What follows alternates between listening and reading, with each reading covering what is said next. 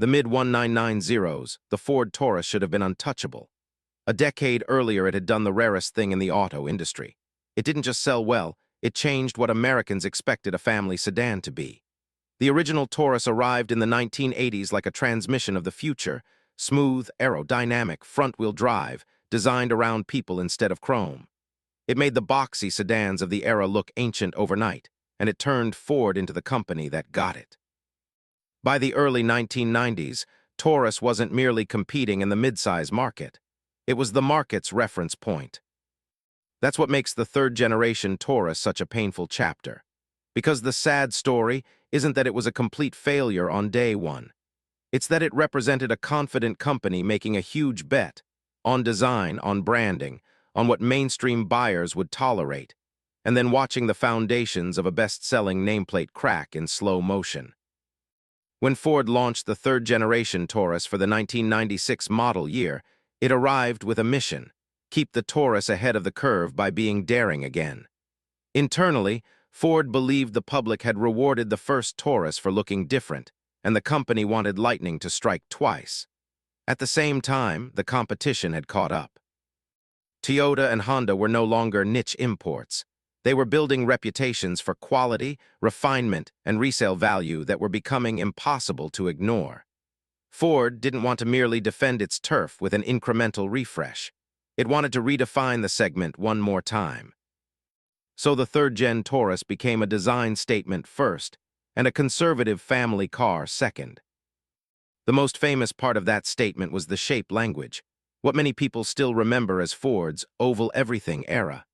The 1996 Taurus leaned so hard into ovals and arcs that it bordered on a theme park concept. The grille, the rear window, the side glass, the dashboard pods, the vents, the gauges, everything echoed the same rounded geometry. Parked next to a squared-off Camry or Accord of that era, the Taurus looked like it came from a different decade. In a vacuum, it was cohesive and even brave. In the real world of American driveways, it was polarizing. And midsize sedan buyers, especially in the 1990s, were not shopping for polarizing. At first, the Taurus did what incumbents often do. It benefited from momentum. It had name recognition, fleet contracts, and a huge installed base of owners who were used to trading one Taurus for the next. Ford marketed it aggressively. Dealers knew the name could still move units. For a short window, the gamble looked like it might work. But then the market started speaking in a quieter, more damaging way, not through dramatic headlines, but through comparisons, trade-ins, and lease residuals. In the family sedan world, perception is reality. People want to feel like they made the safe, smart choice. The third-gen Taurus didn't feel safe in the way buyers meant it. It felt like a stylist's experiment. For some drivers, that was appealing. For many more, it was exactly the reason to choose something else. At the same time, the competition was getting frighteningly good. The late 1990s were a turning point for the segment. Toyota's Camry doubled down on quiet competence and quality. Honda's Accord grew more refined, more spacious, and more upscale. Nissan's Altima offered value and a sportier edge. Volkswagen's Passat started luring buyers who wanted a European feel without luxury car pricing. Even domestic rivals improved. The midsize sedan stopped being a low-expectation purchase. It became the category where automakers proved their engineering discipline. That was the worst possible moment for Ford to ask mainstream buyers to embrace a look that many considered odd.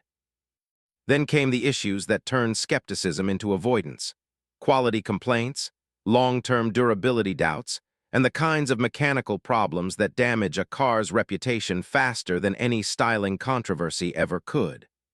Not every third-gen Taurus was a lemon, but the overall ownership narrative wasn't clean.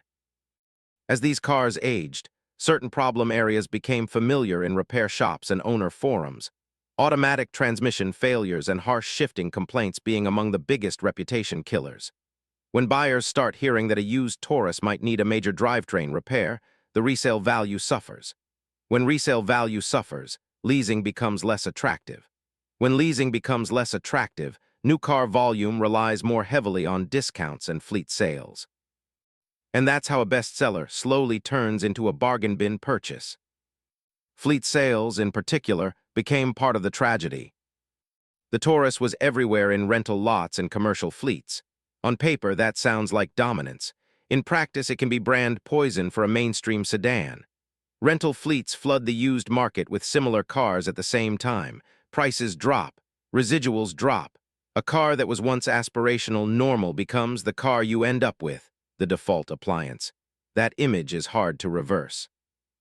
Once a nameplate becomes synonymous with fleet duty, it has to fight to be perceived as desirable again, especially against rivals whose owners brag about resale values and trouble-free miles. Meanwhile, Ford's interior choices didn't always help the Taurus's case. The oval theme continued inside, and while the cabin could look futuristic in brochure photos, some buyers found it awkward in daily use. Ergonomics mattered, button placement mattered, materials mattered. The midsize buyer is often the person who notices squeaks, cheap plastics, and worn controls because they plan to keep the car for years.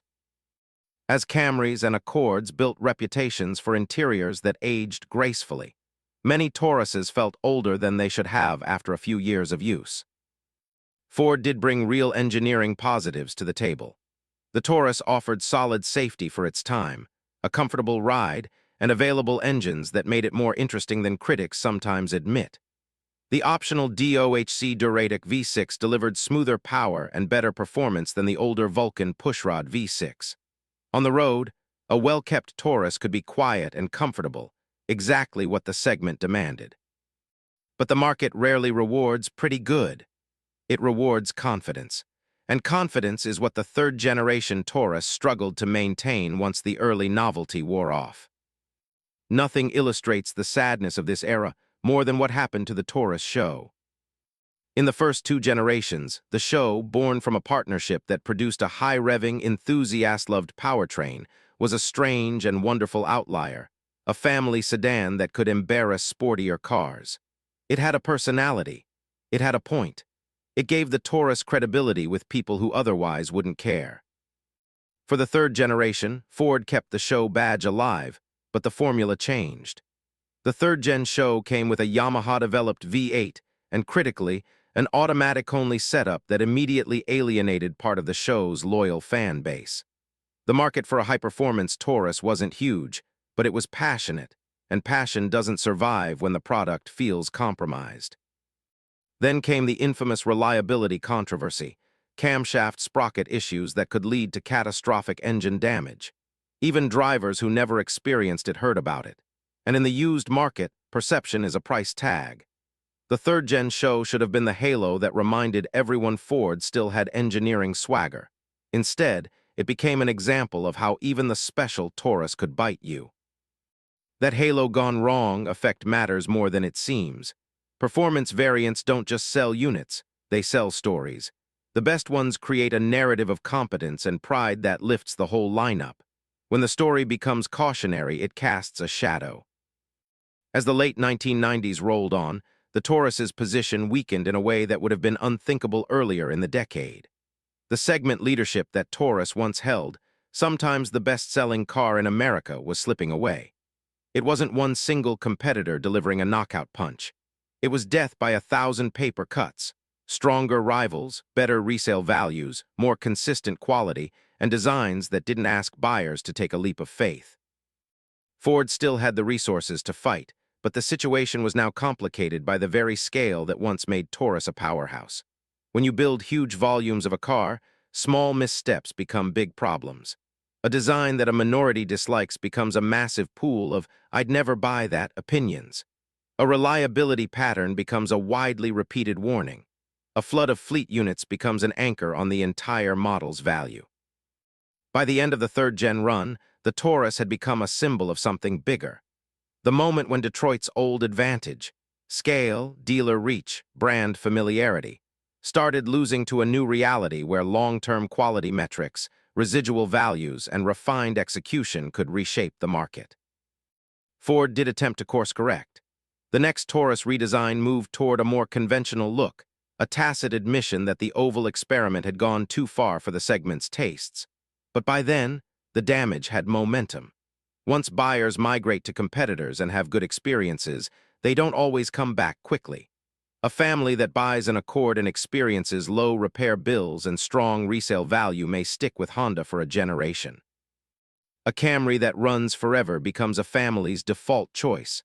Those are quiet victories that compound over time. And because the Taurus had been so common, the cultural shift was visible. You could watch it happen in real time in suburban driveways. The Taurus used to be the car everyone owned. Then it became the car everyone used to own. That's the emotional core of the third-generation Taurus story. It wasn't merely a flawed product. It was a turning point where Ford misread what the midsize buyer wanted at exactly the moment the competition stopped leaving room for errors. There's also a uniquely human sadness to it because the third-gen Taurus wasn't created by people trying to fail. It was created by people trying to lead. They believed boldness was the brand's advantage. They believed design could carry an emotional connection the way it did in the 1980s. And in another category, say a coupe, a concept car, even a niche product, the oval-sculpted Taurus might have been celebrated as brave. But the Taurus wasn't a niche product. It was an appliance with huge expectations. People needed it to be reliable transportation, not a conversation starter. Today, the third-generation Taurus exists in an odd place in car history. You'll still see them occasionally, often in worn condition, reminders of how heavily they were used and how deeply they were embedded in everyday America. Some have long since disappeared due to the cost of major repairs outweighing the value of the car. Others survive as garage-kept time capsules, and when you see a clean one, the design looks almost retro-futuristic, more coherent now that the era has passed. In a way, the third-gen Taurus has become easier to appreciate with distance. You can look at it and see a company willing to risk being laughed at to avoid being boring. You can also see the lesson that strategy without execution is fragile. A bold design can't compensate for weak residuals. A strong nameplate can't outrun a reputation for transmission trouble.